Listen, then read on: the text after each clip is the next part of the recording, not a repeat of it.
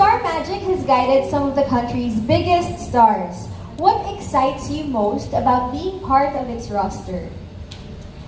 I'm excited.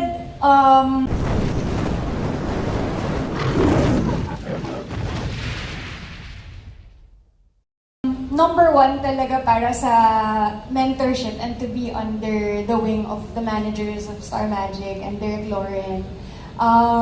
Ako kasi yung tipo na kapag kailangan kong mag-decide, lahat ng tao tinatanong ko. Especially yung mga tao na alam ko talagang very experienced and want the best for me. So, ang pinahahalagahan ko sa pagiging part ng Star Magic is to be part of that yung alaga and pag-guide and talagang pagtulong na makamit yung mga pangarap.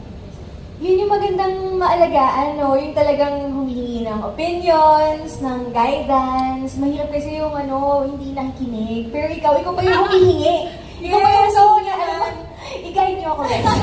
Hindi, syempre, like you said, diba, Star Magic is so successful when it comes to sa mga artists nila. So, alam ko na sobrang magbe-benefit ako doon and I'm looking forward to starting this year with them.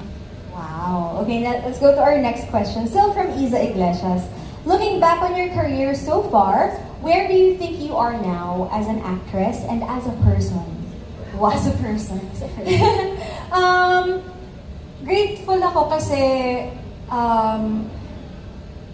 feeling ko meron na akong mga nagawa na talagang mga pinangarap ko before. Like even this day, parang looking back, wow, sobrang dream ko to, to do another contract signing with ABS-CBN, and ramdam ko na unti-unti natutupad ko yung mga pangarap ko. And at the same time, ang dami ko pang gustong gawin. And then with these new projects, alam ko na I have the best support with Star Magic and with my manager Pinky, and just also with Echo and how he's so knowledgeable. Syempre, mag-30 years din siya this year actually. So, grateful ako kasi alam ko surrounded ako by people who are so much smarter than me, so much more experienced, surrounded ako by talent. At pati kayo na bata pa lang ako, nandiyan na kayo sa sa press, kabisado nyo na to, and talagang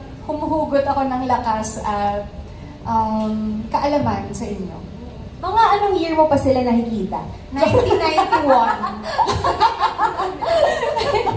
Hindi, pero totoo, yung mga friends natin from the media, talagang ang hahaba na ng pinagsamahan with ABS-CBN. Maraming salamat po.